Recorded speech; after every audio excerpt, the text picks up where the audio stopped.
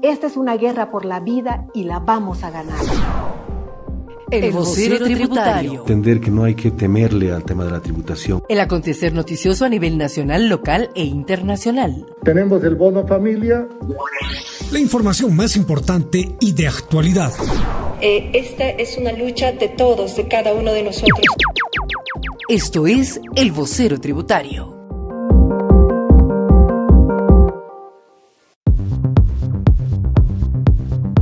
Buenas tardes, estimados oyentes. Bienvenidos al Vocero Tributario, espacio informativo del Servicio de Impuestos Nacionales, que no solo aborda las noticias generadas en el mundo tributario.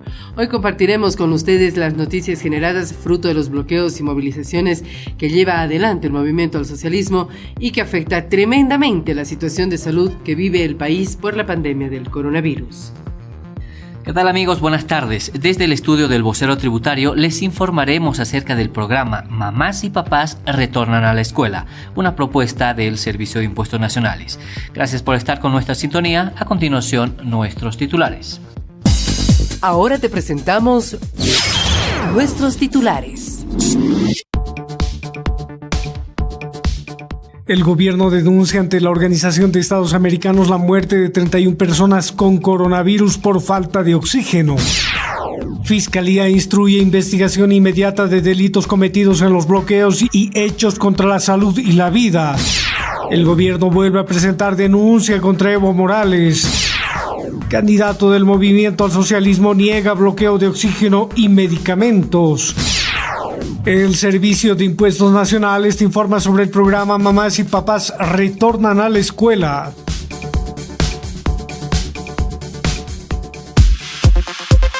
Ahora te presentamos Panorama Político. El Gobierno Nacional denunció ante el Consejo Permanente de la Organización de los Estados Americanos que 31 personas murieron en las últimas horas por falta de oxígeno, insumo médico que no llegó a hospitales de La Paz, El Alto, Oruro, Cochabamba, Sucre y Potosí por los bloqueos camineros de grupos afines del movimiento al socialismo.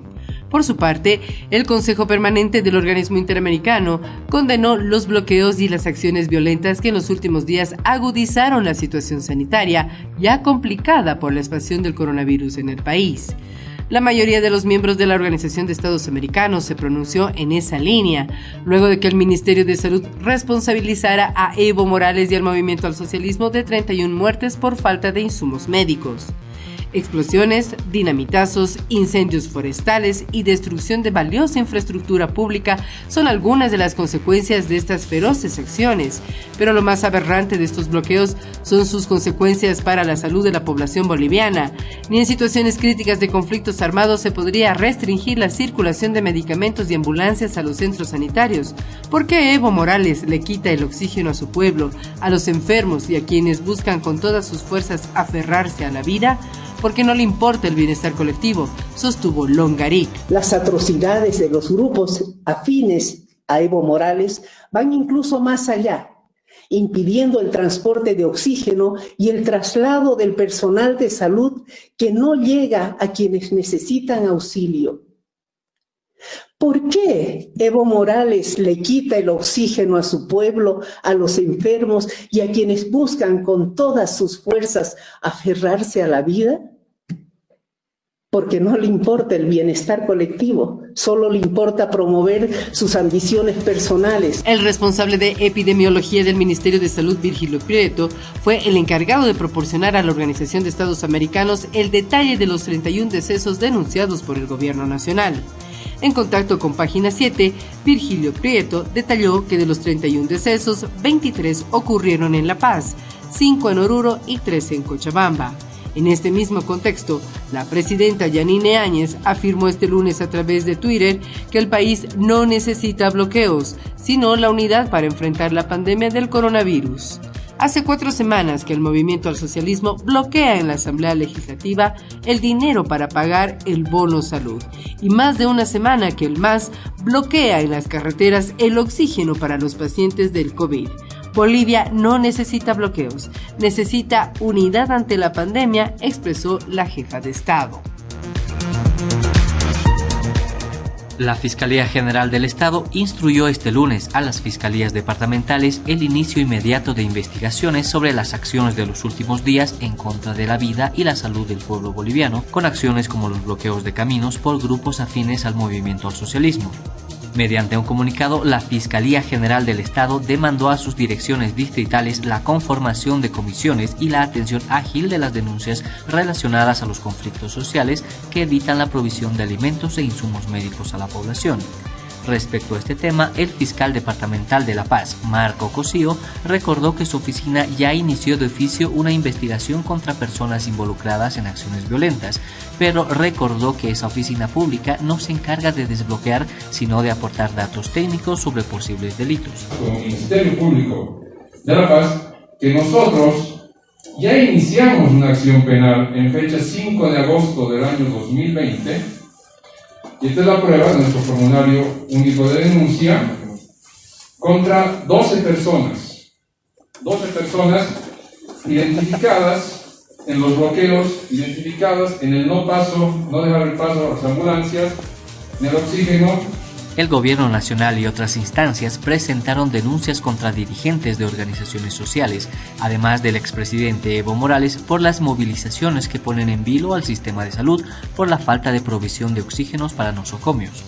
Según El Deber, la Fiscalía sostiene que indagará los sucesos con base a los principios de objetividad y legalidad, transparencia e imparcialidad en el marco de los derechos humanos, sin injerencias políticas y respetando la independencia de los órganos del Estado.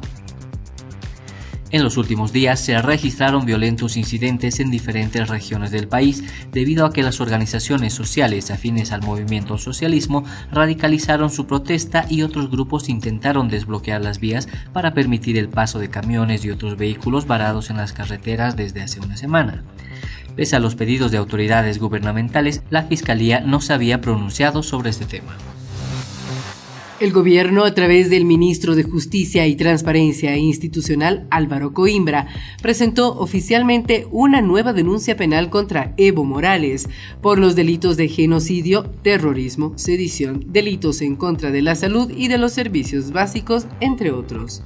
En noviembre del año pasado, esa misma cartera de Estado presentó una denuncia contra Morales, después de que se difundiera un video sobre una supuesta llamada telefónica entre el expresidente y un dirigente vinculado al movimiento al socialismo. La denuncia que recibió la Fiscalía Departamental de La Paz incluye a los candidatos del movimiento al socialismo Luis Arce Catacora y David Choquehuanca, al secretario ejecutivo de la Central Obrera Boliviana Juan Carlos Huarachi y a los dirigentes del Trópico de Cochabamba Andrónico Rodríguez y Leonardo Loza. El ministro Coimbra señaló al movimiento al socialismo y a la Central Obrera Boliviana de articular una acción para provocar el caos en el país, una situación que hasta el momento ha costado la vida de por lo menos 30 pacientes de coronavirus por la falta de oxígeno medicinal.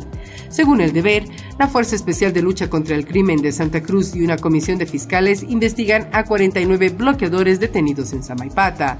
Algunos datos relevantes de esas pesquisas dan cuenta que se hallaron en los teléfonos celulares de algunos de los procesados mensajes, fotografías, llamadas y charlas de WhatsApp donde se daban instrucciones y los movimientos que se tenían que realizar durante la toma violenta de la ruta que une a la capital cruceña con los valles cruceños.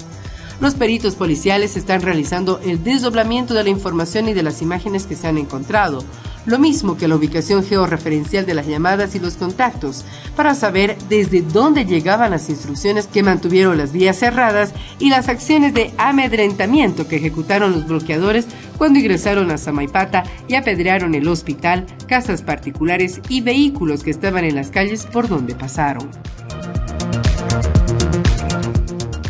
Frente a las acusaciones del gobierno, el ex ministro de Economía y actual candidato a la presidencia por el movimiento al socialismo, Luis Arce, negó el deceso de pacientes de COVID-19 por falta de oxígeno medicinal.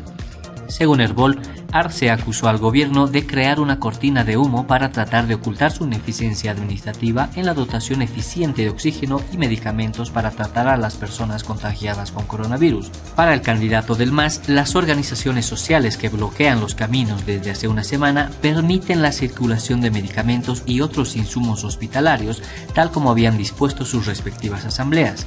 Sin embargo, imágenes de canales de televisión desmienten las afirmaciones del exministro de Economía cuando muestran cómo bloqueadores incluso tomaron por asalto camiones que trasladaban alimentos. En los últimos días también se informó sobre el bloqueo de camiones que transportaban oxígeno medicinal, razón por la cual el gobierno nacional dispuso el transporte de ese insumo por vía aérea. Pero centros médicos como el Hospital Obrero y el Hospital del Niño en la ciudad de La Paz alertaron este domingo sobre la crítica situación por la falta de oxígeno medicinal utilizado para tratar a pacientes con coronavirus. Ahora te presentamos Panorama Social. Vamos con el reporte de salud. La noche de este domingo, el Ministerio de Salud reportó 944 nuevos casos de COVID-19 en todo el país, con lo que la cifra acumulada de contagios en Bolivia llegó a los 89.999 y los decesos a 3.640. Este 10 de agosto se cumplen 5 meses del reporte del primer caso de coronavirus en Bolivia, una pandemia que exigió la aplicación de medidas como la emergencia nacional, la cuarentena rígida, la cuarentena dinámica y la entrega de bonos sociales para asistir a la población por el efecto adverso en la economía nacional de dichas disposiciones. De acuerdo con el reporte oficial, La Paz registró este domingo 501 nuevos casos de COVID-19.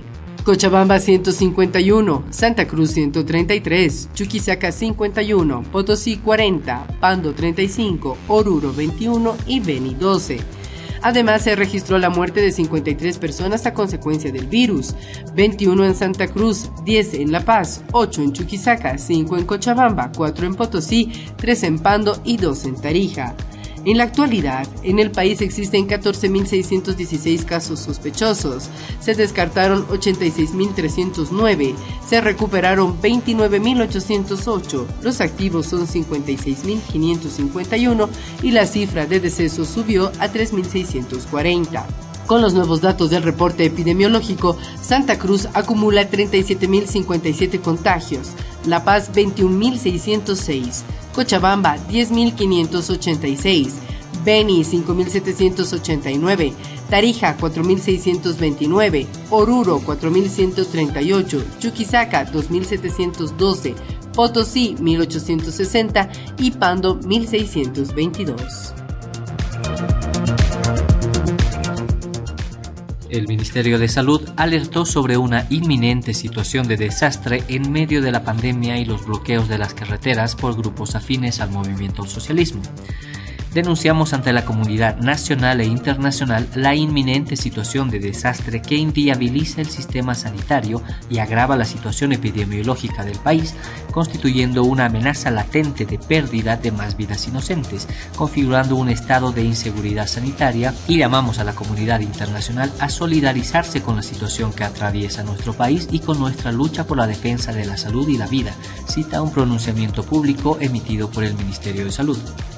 El comunicado de esa cartera de Estado advierte que por esta causa, según el reporte recibido, los hospitales y clínicas de la ciudad de La Paz se verán privados del oxígeno para sus pacientes, con el riesgo de que muchos pierdan la vida por falta de este elemento. Además, las medidas de presión que vulneran las leyes y todas las medidas de contención de la pandemia ponen en mayor riesgo la salud de la población boliviana. Por eso, ante estos actos delincuenciales de personas que han llevado sus consignas políticas al plano de la vulneración de los derechos fundamentales, el Ministerio Público tiene la obligación de hacer respetar lo que está establecido en la Constitución y las leyes para priorizar el derecho a la vida y la salud como inalienables, remarca el comunicado del Ministerio de Salud. Para paliar esta crítica situación, el ministro de Defensa, Fernando López, informó esta mañana sobre el inicio de un operativo especial para transportar oxígeno medicinal hacia las ciudades de Cochabamba, El Alto y La Paz. El operativo especial se realizará con la Cruz Roja Internacional para exponer las condiciones en las que se encuentran los camiones varados en el camino.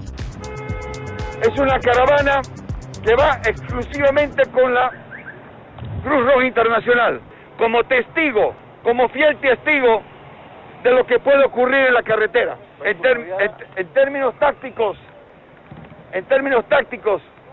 y para que esta caravana pueda ir con tranquilidad y no sufra agresiones, va a haber una estrategia de seguridad aerotransportada. Va a haber helicópteros de nuestra Fuerza Aérea y del Ejército siguiendo el acontecimiento de la caravana. Y además, la Agencia Boliviana de Caminos va a estar permanentemente colaborando con las maquinarias para que esta vida, porque esto es vida, pueda llegar hasta el pueblo paceño, cochabambino y lureño. El ministro de Defensa hizo notar que hasta este momento las fuerzas policiales y militares no intervinieron con fuerza en ninguna acción y acusó al movimiento al socialismo de atentar contra la salud del pueblo boliviano. Ahora te presentamos Panorama Tributario Regional.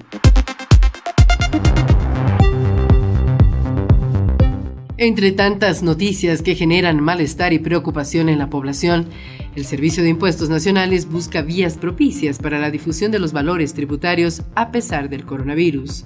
Es de esa manera que la Administración Tributaria promueve el programa denominado Papás y Mamás Retornan a la Escuela, mediante el cual los servidores públicos de la institución socializan información tributaria sobre el destino de los impuestos en sus respectivas familias. Sobre este tema nos trasladamos imaginariamente hasta la ciudad de Santa Cruz, donde nuestra compañera Dunia Luque ampliará esta iniciativa institucional. Buenas tardes, oyentes de Vocero Tributario. Desde la ciudad de Santa Cruz les saluda Dunia Luque. El Servicio de Impuestos Nacionales, fortaleciendo la cultura tributaria en niños y jóvenes en edad escolar, ha implementado el programa Papás y Mamás del SIN Regresan a la Escuela, donde se trata de mostrar el destino de los impuestos, la importancia que tienen estos y al mismo tiempo la importancia de exigir factura. El servidor público Tito Galvis Negrete, quien participa de la actividad cultural Papás y Mamás del SIN Retornan a la Escuela, nos informará un poco más sobre este programa. Buenas tardes, licenciado Tito. ¿Qué nos puede informar usted sobre el programa de cultura tributaria Papás y Mamás del SIN Retornan a la Escuela? Buenas tardes a todos nuestros oyentes de Vocero Tributario. Informarle que el programa consiste en que toda mamá y papá del SIN, de la institución, que lleve lo que viene a ser la información tributaria a sus niños, es decir, que den información acerca de tributaria desde casa, ¿no? ¿Esto para qué? Para incentivar a todos los niños o indicar a todos los niños que el beneficio es de aportar lo que viene a ser al Servicio de Impuestos Nacionales con el hecho de exigir la factura, ¿no? Por tal motivo es que nosotros estamos en esa iniciativa de que todo papá y mamá del SIN inicie esta iniciativa desde casa, ¿no? Y también esta iniciativa también por lo general lo hacemos en los colegios, ¿no? Vamos a visitar a los colegios desde lo más chiquitito, ¿no? Es decir, desde primaria hasta ya lo más grandecito. Ahí nosotros informamos cuáles son los derechos y los deberes que nosotros como ciudadanos tenemos, ¿no? Y también les informamos la importancia que es de exigir facturas, ¿no? Que esa factura se va para beneficio, ya sea para hacer la construcción de hospitales, para carreteras y entre otros, ¿no? Bueno, esa es la iniciativa que nosotros estamos en este momento en lo que viene a ser el taller de papá y mamá, ¿no? Muchas gracias, licenciado Tito. Me encuentro con la señora Patricia Méndez, quien nos comentará cuál ha sido la experiencia que ha tenido ella al tener su niña participando en este programa. Buenas tardes, señora. Muy buenas tardes, muchas gracias por la entrevista y gracias también por la experiencia de hacerla que mi niña participe en esta actividad que ha organizado Impuestos Internos. En primer lugar, felicitar por esa iniciativa de dar a conocer qué son los impuestos, para qué sirven y a dónde se van nuestros impuestos que nosotros pagamos, de dar conocimientos a nuestros niños. Para mi hija ha sido una experiencia muy buena de saber para qué ella ahora ya uno paga los impuestos. Doy gracias de nuevo y muchas gracias por esta actividad y que sigan así, haciendo muchas más para dar a conocer. Muchas gracias, colega. Retornando con ustedes nuevamente, un cordial saludo desde Santa Cruz. Les reportó Dunia Lu. Ya lo saben, el programa Mamás y Papás Retornan a la Escuela es una vía para socializar información tributaria desde las mismas familias. Gracias, Dunia, por el reporte. Una pausa y retornamos con los deportes junto a Romer Chávez. Una pausa, enseguida retornamos. El vocero tributario. RCT, Radio Cultura Tributaria, del Servicio de Impuestos Nacionales. Servicio de Impuestos Nacionales. De acuerdo con lo dispuesto en el artículo 10 del Decreto Supremo 4229, el Servicio de Impuestos Nacionales reanudó el trabajo en sus oficinas y la atención al contribuyente, aplicando medidas de bioseguridad. Si necesitas visitar nuestras oficinas, primero debes ingresar por la cámara de desinfección y limpiar la suela de los zapatos en paño húmedo. Debes usar barbijo y guantes, desinfectarte las manos con alcohol en gel. Debes mantener 1,5 metros de distancia con otras personas. Queremos que te cuides y tomes medidas para protegerte y proteger a los demás. Está en tus manos la prevención del COVID-19. Recuerda que también puedes realizar los trámites en la oficina virtual del Servicio de Impuestos Nacionales.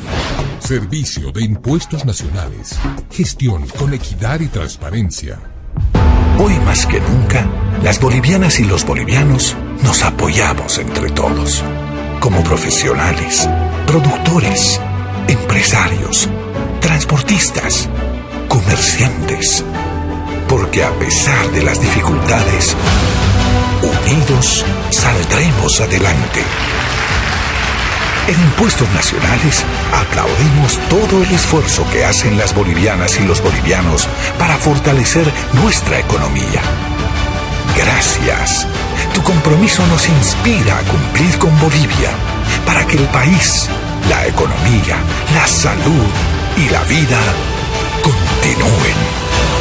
Servicio de Impuestos Nacionales. Gestión con equidad y transparencia. La oficina virtual del Servicio de Impuestos Nacionales funciona como una oficina normal. Cuenta con tecnología de punta que te permite hacer trámites tributarios desde la comodidad de tu oficina o casa con solo conectarte a la red de Internet. Ingresa a la oficina virtual a través de nuestra web www.impuestos.gov.bo. Pulsa Oficina Virtual, portal de servicio al contribuyente. Elige tu trámite y digita tu número de NIT, usuario y contraseña. La oficina virtual de Impuestos Nacionales funciona a las 24 horas del día, los 7 días de la semana y los 365 días del año. En nuestra oficina virtual puedes realizar los siguientes trámites: presentación de declaraciones juradas, padrón biométrico digital, trámites tributarios, sistema de facturación virtual, buzón tributario, facilidades de pago y otras operaciones. Y una buena noticia, ahora podrás realizar tus pagos, además del Banco Unión, en la banca virtual del Banco Nacional de Bolivia. Servicio de Impuestos Nacionales. Gestión con equidad y transparencia.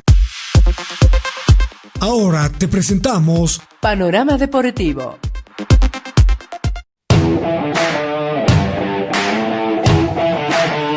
Buenas tardes, y hoy en Deportes, con las convocatorias de Borja Céspedes del Servette de Suiza, Jaume Cuellar del Spal de Italia, Leonardo Zavala del Palmeiras de Brasil y el regreso del goleador Carlos Saucedo del Royal Party. Este domingo el seleccionador nacional César Farías dio a conocer la nómina de 34 jugadores para encarar los encuentros contra Brasil y Argentina por las eliminatorias al Mundial rumbo a Qatar 2022. Las principales novedades son Cuellar, quien debutó este año en Spal de la Serie A del calcio italiano, Céspedes, que tuvo continuidad en el Servette de la primera división del balompié suizo, y Zavala, que integra las divisiones menores del Palmeiras brasileño. El primero tiene ascendencia boliviana, pero nació en España. Otra de las novedades es la presencia del goleador Carlos Saucedo, quien forma parte del Royal Party y uno de los más experimentados jugadores de la Verde. Se trata de una lista preliminar sin Marcelo Martins del Cruzeiro y sin Henry Vaca del Atlético Goianense, que más adelante pueden ser citados. La circunstancia la va a marcar el momento. Si arrancamos de visitante, vamos a tener que tener planteado 2 equipos, y sobre todo en este inicio. Ahora, si arrancamos en Ecuador y nos toca venir a La Paz, ya es menos jugadores en ese momento. Pero nosotros no solamente estamos trabajando con el momento, nosotros estamos trabajando con la mitad de la eliminatoria, con el avance de la eliminatoria, con el final de la eliminatoria, pensando en el Mundial, pensando post-Mundial, de que esto tenga un encadenamiento de cosas positivas, y por eso hemos vinculado a la selección sub en su totalidad y algunos jugadores que estuvieron en la preparación de la sub-23 al servicio de la selección mayor. Entonces, aglomerar una competencia interna, pero que después nosotros nos permita tener la dificultad de elegir entre estos jugadores para la eliminatoria. En el avance de la eliminatoria seguro se van a ir ganando el puesto algunos y va a depender de eso. Va a depender, bueno, nos toca jugar contra Brasil de arranque y nos toca esperar a Argentina aquí, no vamos a desgastar a los jugadores especialistas en jugar en la altura al llevarlos al llano, a que tengan un estrés innecesario de un viaje, no, van a esperar acá a Argentina, que tiene un partido difícil de local y que tiene que desgastarse. Entonces, nosotros esto ya lo hicimos en Venezuela para jugar contra Bolivia y contra Ecuador. La vez que le ganamos a Argentina de local fue porque dejamos al 11 que creíamos que tenía que enfrentar a Argentina y fuimos a Ecuador a hacer un partido durísimo con un equipo alterno y todo el sacrificio de los que lo hicieron en Quito nos sirvió para un partido histórico para nuestra selección. Entonces, esto es un juego de estrategia según los elementos que tengamos mejor en ese momento y que nosotros podamos dosificar. En la lista que elaboró el técnico César Farías, Bolívar y Wilstermann aportan con un jugador cada uno, debido a que ambas instituciones retomaron los entrenamientos con perspectiva a jugar la Copa Libertadores en septiembre próximo. Por ello, solo fueron citados Jairo Quinteros de la Academia y Sebastián Reyes del cuadro aviador. Otro detalle que destaca la verde es que fueron citados 12 jugadores que formaron parte del equipo nacional sub-23 que intervino en el preolímpico de Colombia a principios de año. La incertidumbre es si los clubes cederán a ambos futbolistas. En el caso de Wilstermann, el entrenador Cristian Díaz anticipó que iba a ceder según la normativa de la Federación Internacional de Fútbol Asociado, es decir, en el tiempo que corresponda. Mientras que el director técnico de Bolívar, Claudio Vivas, sostuvo que será la directiva quien defina la situación. La base del conjunto patrio está conformado por 10 Strongets que aporta con 10 futbolistas y Blooming con 7 convocados. Según La Razón, Bolivia, que inicialmente debía prepararse en La Paz, podría encapsularse en la ciudad de Santa Cruz debido al alto índice de infectados que brotan en la sede de gobierno por el coronavirus. De acuerdo con el calendario de Conmebol, la selección nacional debuta con Brasil el 8 de octubre en condición de visitante en San Pablo y 5 días después recibirá a la Argentina por las primeras 2 fechas del certamen clasificatorio al próximo Mundial FIFA. En otras noticias, la Conmebol aprobó un corredor sanitario, aeropuerto-hotel, estadio-hotel, aeropuerto, para los equipos visitantes en la Copa Libertadores. El plazo máximo de permanencia de las delegaciones internacionales en un país debe ser de 72 horas, pero en Bolivia los protocolos sanitarios establecen 14 días de cuarentena para los que ingresen al país. ¿Qué se hará? Respecto a este dilema, el asesor del Ministerio de Salud, René Saunero, recordó que nada está escrito sobre piedra, aunque aclaró que los directivos de la Federación Boliviana de Fútbol, Bolívar y Wilstermann, deben coordinar con la Cancillería de Bolivia y el Ministerio de Salud para que el Palmeiras y Paranense, rivales de los equipos nacionales en la fase de grupos de la Libertadores de este año, ingresen a nuestro país.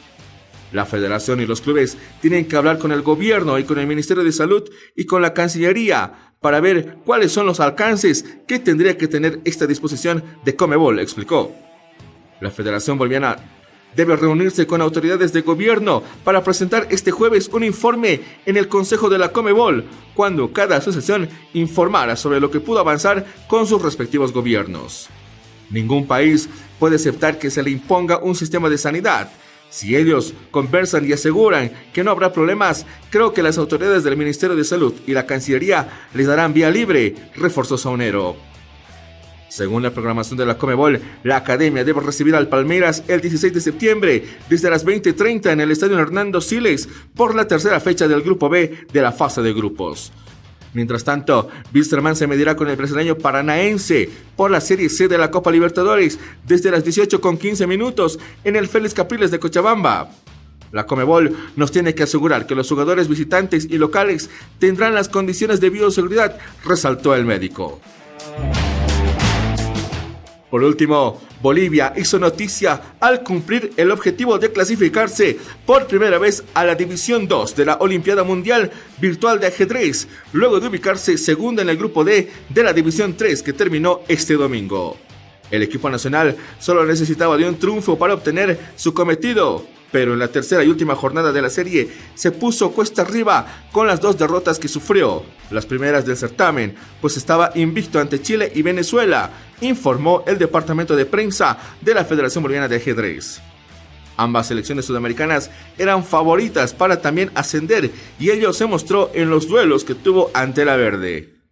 A pesar de los nervios de los 6 ajedrecistas que disputaron este crucial duelo, lograron sacar adelante las partidas para ganar por 4.5 contra 1.5, que le dio el segundo lugar de la tabla con 14 puntos y por ende ascender a la segunda división.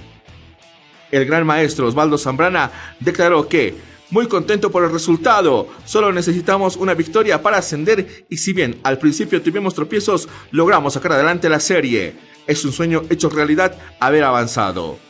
La maestra internacional Natalie Monroy, quien fue la más destacada del equipo nacional, al cosechar 6 puntos en 7 juegos, añadió: estoy muy contenta y entusiasmada por lo que conseguimos. Casi se nos va la clasificación, pero por suerte no nos caímos. Estoy bastante feliz por el equipo. Este era el día decisivo. Se nos veían 3 partidos muy fuertes. Comenzamos mal con 2 derrotas seguidas, pero al final se nos dio la victoria y clasificamos. Es histórico para Bolivia, indicó el maestro internacional José Daniel Gemi, otro de los destacados de Bolivia, al conseguir 4.5 puntos de 8 en partidas. La selección tuvo su mejor participación en una Olimpiada Mundial, pues de 9 duelos ganó 7 y cayó en 2. Sus victorias fueron ante Dinamarca, Jamaica, Uruguay, Túnez, Puerto Rico y Mozambique. Se ubicó segunda del grupo D y junto a los otros 2 clasificados, Chile primero con 16 y Dinamarca tercera con 13, ascendieron a la División 2, donde nunca antes llegó Bolivia y en el que están países con mucha potencia en el ajedrez. De acuerdo con La Razón, este viernes 14 y domingo 16 de este mes se llevará a cabo la competición De acuerdo con La Razón, entre el viernes 14 y domingo 16 de este mes se llevará a cabo la competición de la División 2, en el que 50 naciones se enfrentarán para intentar avanzar a la Top División, pero solo 15 podrán conseguirlo. Eso es todo en Deportes en el Vocero Tributario.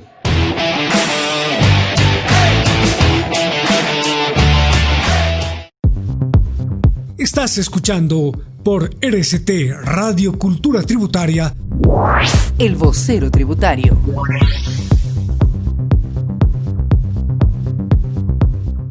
Como cada día, ha sido un gusto haberlos acompañado durante esta media hora. Antes de despedirnos, queremos reiterarles los protocolos de bioseguridad que debemos tener para evitar contagiarnos o contagiar a nuestros seres queridos con el COVID-19. Lavarnos constantemente las manos con abundante agua y jabón. Utilizar correctamente el barbijo y, sobre todo, distanciamiento físico de al menos 1,5 metros entre las demás personas cuando estemos fuera de casa. Si tú te cuidas, también estás cuidando a tu familia. No lo olvides, cuidarnos es tarea de todos.